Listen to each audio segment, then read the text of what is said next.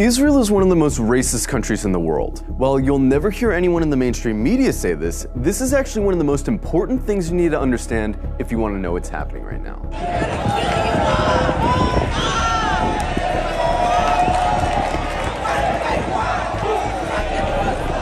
From its inception, the whole idea of Israel as a country was based on racism.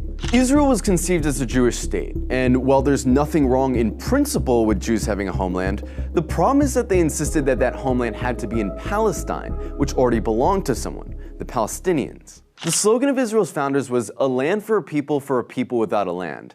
But deep down, they all knew that the only way to have a Jewish majority in Palestine, an Arab country, was to expel the Arabs. One of the founders of Israel, Yosef Weitz, wrote, "There's no room in the country for both peoples. There's no way but to transfer the Arabs from here to neighboring countries." Israel was quite literally founded by expelling and massacring hundreds of thousands of Arabs in a years-long process called the Nakba. And when you found a country based on racial exclusion, you're gonna get a culture that fosters and celebrates racial exclusion. Because countries that commit terrible atrocities rarely acknowledge committing those atrocities. And the presence of Palestinians who remained in Palestine became a constant reminder, not only of the violence that founded Israel, but of the constantly looming threat that they might come back and try to reclaim their land. Every day you can find videos coming out of Israel showing Israelis calling for all Arabs to die,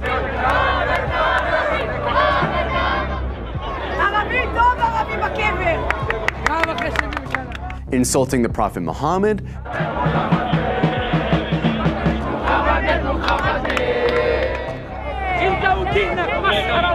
desecrating mosques, spitting on Christians, mocking and celebrating the murder of Palestinians, committing violent hate crimes against Palestinians, watching Gaza get carpet bombed from a cliffside for entertainment. But don't just go off these anecdotes.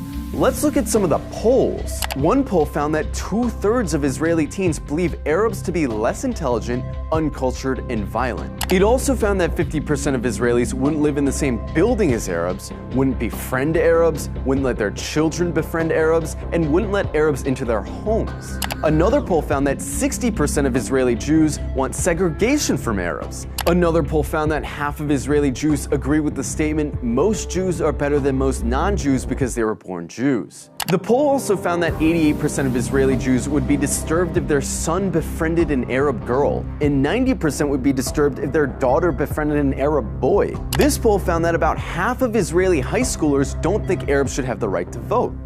Another poll showed that almost half of Israeli Jews don't want Arabs teaching their kids. Not only are these views widely held in Israeli society, they're also represented in government, which codifies these sentiments into law. For example, Israel has a law that says if an Israeli marries a Palestinian, or someone from several other regional Arab states, that person isn't allowed to move in with said Israeli. This law was passed in 2003, but it's been renewed every single year since. Israel also doesn't allow interreligious marriage to be performed in the country, which is meant to deter Jews from marrying non-Jews. In 2018, Israel passed the nation-state law, a law which has constitutional status, which says the right to exercise national self-determination, i.e. have rights, is the exclusive right of Jews, no one else. There's also the Nakba law, which makes it illegal to acknowledge the Nakba, the expulsions of Palestinians that were needed to found Israel. This would be like passing a law to make it illegal to talk about indigenous genocide or slavery in America. There's also the Admissions Committee law, which basically allows towns to operate panels that deny applications for entry based on socio-cultural compatibility, which essentially just legalizes racist housing discrimination. In Israel, advocating genocide of Palestinians doesn't hurt your chances of holding a high position in government. And in fact, in many cases, it helps. In 2014, Israeli lawmaker Ayelet Shaked wrote an unhinged rant on Facebook, calling all Palestinians enemy combatants and saying their mothers should be killed for giving birth to, quote, little snakes. The next year, she was appointed Minister of Justice by Benjamin Netanyahu. Itamar Ben-Gvir, a lifelong admirer of Meir Kahane, an Arab exterminationist, a man who praised a Jewish settler who killed a Palestinian for throwing a rock at him, a man who was famously acquitted after being criminally charged for chanting death to Arabs, is Israel's current Minister of National Security. He's not some fringe figure either. He's one of the most popular politicians in Israel right now. In the last few days, Israel's been working hard to cast itself as the victim of hatred, the victim of terrorism, the victim of anti-Semitism, that they have no choice but to lay siege to Gaza. But underneath this carefully concocted victim complex is a racist, Jewish supremacist state that's been trying to finish the job that the Nakba started for decades. And really, this shouldn't come as a surprise to anyone. After all, they're literally cutting off water and electricity to a city of 2 million people right now.